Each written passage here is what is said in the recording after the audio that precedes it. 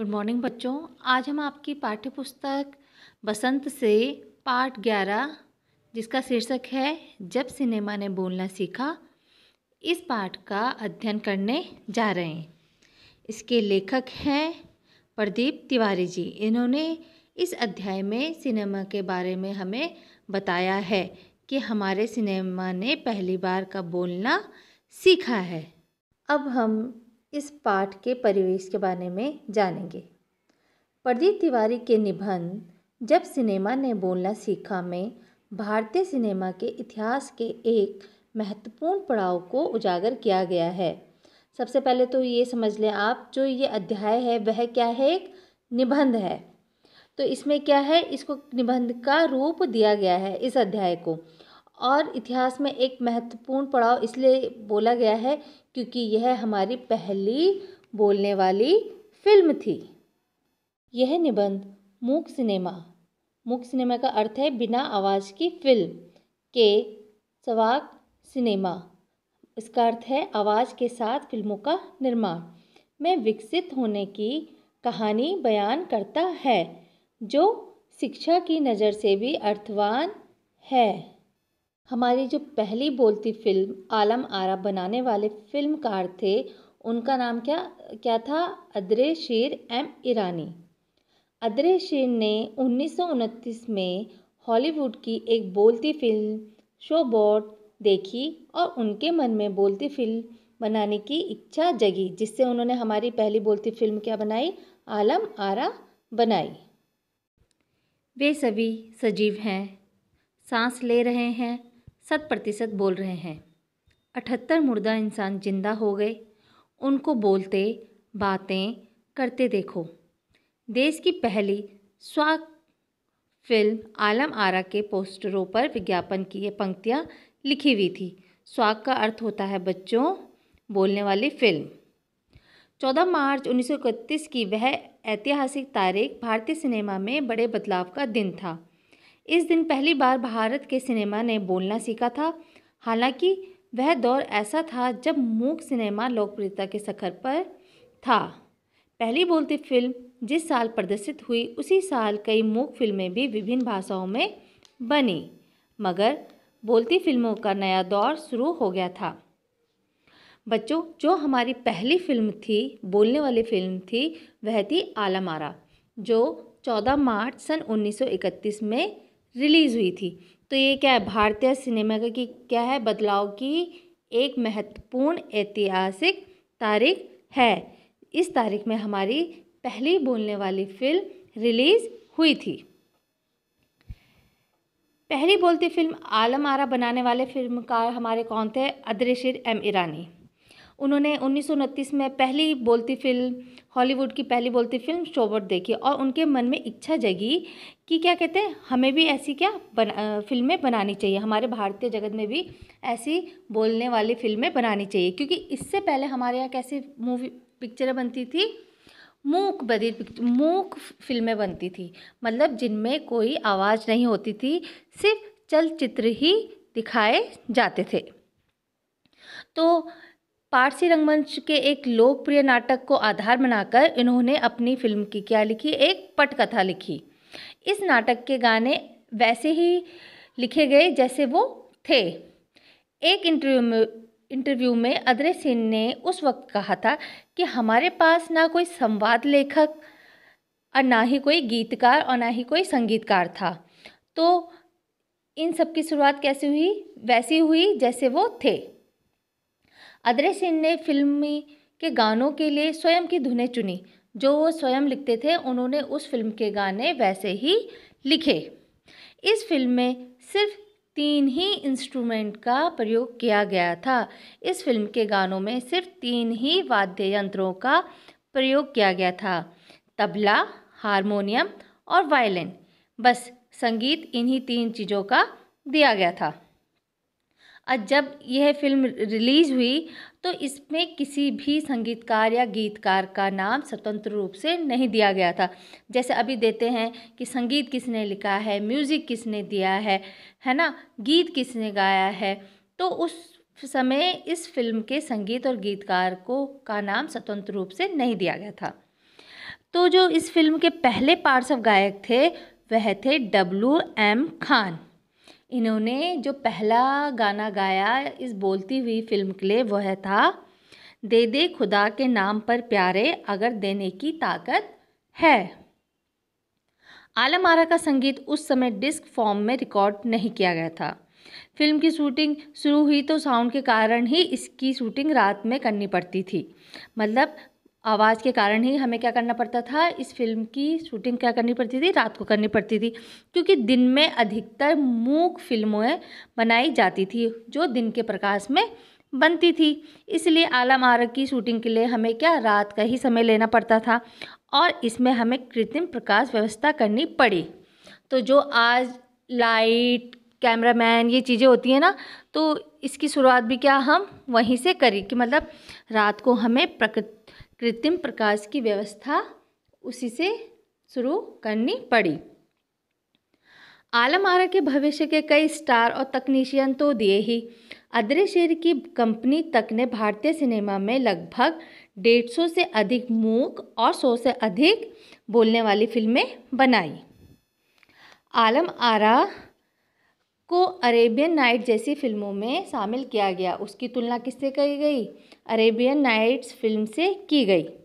इस फिल्म में हिंदी उर्दू के मेल वाली हिंदुस्तानी भाषा का प्रयोग किया गया जो काफ़ी ही लोकप्रिय हुई। इसमें गीत, संगीत और नृत्य क्या थे? अनोखे संयोजन थे। उनके संयोजन से क्या इसको तैयार किया गया। इस फिल्म की जो नायिका थी वह जुबेदा थी और जो नायक थे वह विट्ठल थे। ये उस दौर के सबसे सर्वाधिक मतलब लोक चर्चित क्या थे? स्टार थे।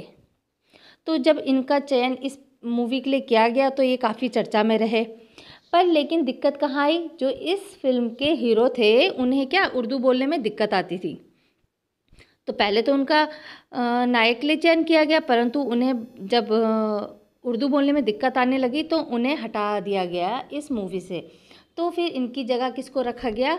महबूब नायक को रखा गया।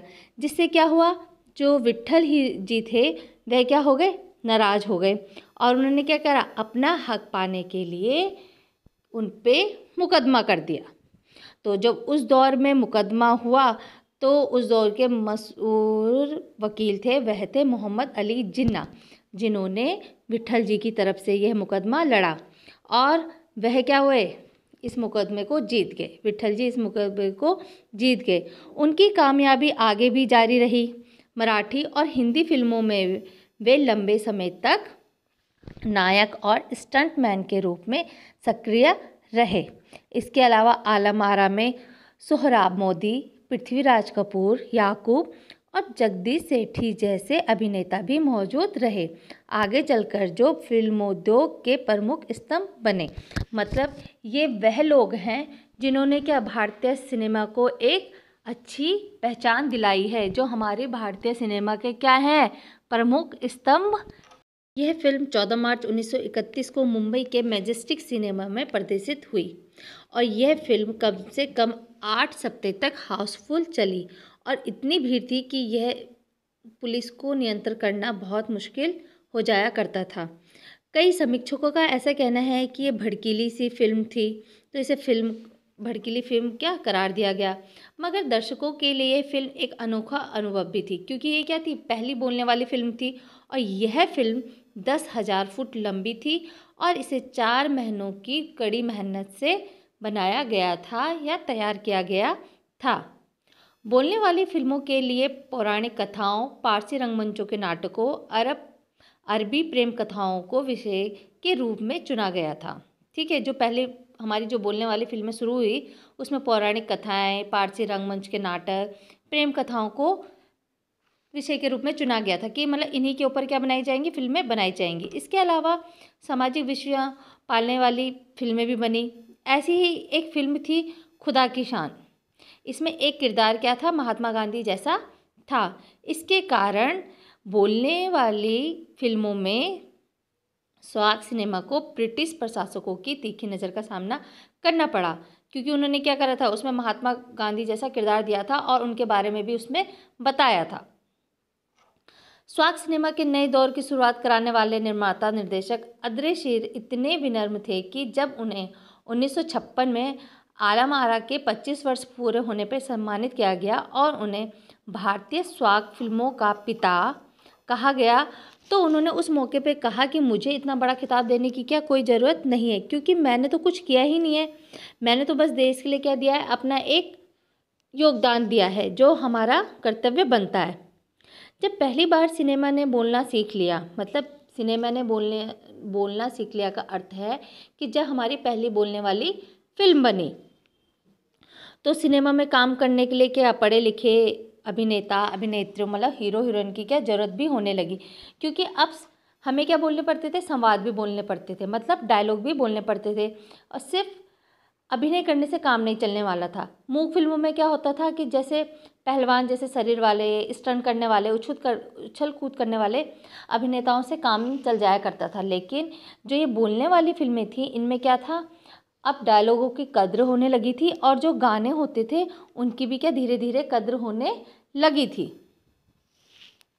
आलम आरा के बाद स्वाग दौर की फिल्मों में कई गायक अभिनेता बड़े पर्दे पर नजर आने लगे। धीरे धीरे क्या है, लोगों का अभिनय बाहर दिखने लगा, तो हिंदी उर्दू भाषाओं का क्या होने लगा, इसमें महत्व बढ़ने लगा।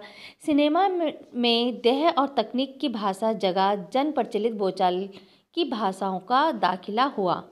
सिनेमा ज़्यादा देसी हुआ, एक तरह से नई आज़ादी थी जिसके आगे चलकर हमारे दैनिक और सार्वजनिक जीवन का प्रतिबिंब फिल्मों में बेहतर होकर उभरने लगा। मतलब नई नई चीज़ें क्या हमारे सामने आने लगी और जिसको हमने क्या सिनेमा द्वारा लोगों तक पहुंचाया।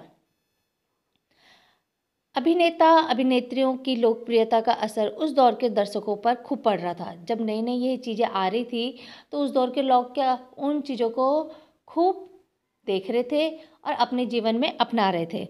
तो उस समय माधुरी नाम की फिल्म आई जिसकी नायिका कौन थी, सुलोचना थी। तो उनका हेयर स्टाइल इतना अच्छा था कि जितने भी उस दौर की औरतें थी वह उसी तरह की क्या हेयर स्टाइल बनाती थी और वह हेयर स्टाइल उस समय बहुत ही लोकप्रिय हुई। औरतें अपनी केश सज्जा उसी तरह कर रही थी। अदृश्य ईरानी की फिल्मों में भारतीय के अलावा ईरानी कलाकारों ने भी अभिनय किया और आलम आरा भारत के अलावा श्रीलंका, बर्मा और पश्चिम एशिया में भी पसंद की गई। मतलब वह हमारे देश में तो पसंद की गई और अन्य देशों में भी यह क्या फिल्म को पसंद किया गया। भारतीय सिनेमा के जनक कहे जाने वाले फाल्के जी को भी यह उपलब्धि को अपनाना पड़ा कि स्वाग सिनेमा के जनक अदृश्य ईरानी जी हैं, क्योंकि उन्होंने सिनेमा के एक नए युग की क्या करी थी, शुरुआत करी थी। तो बच्चों ये पाठ आपका यहीं पे समाप्त होता है और आप इस वीडियो को कम से कम 2 या 3 बार ज़रूर सुनेंगे और समझेंगे। धन्यवाद।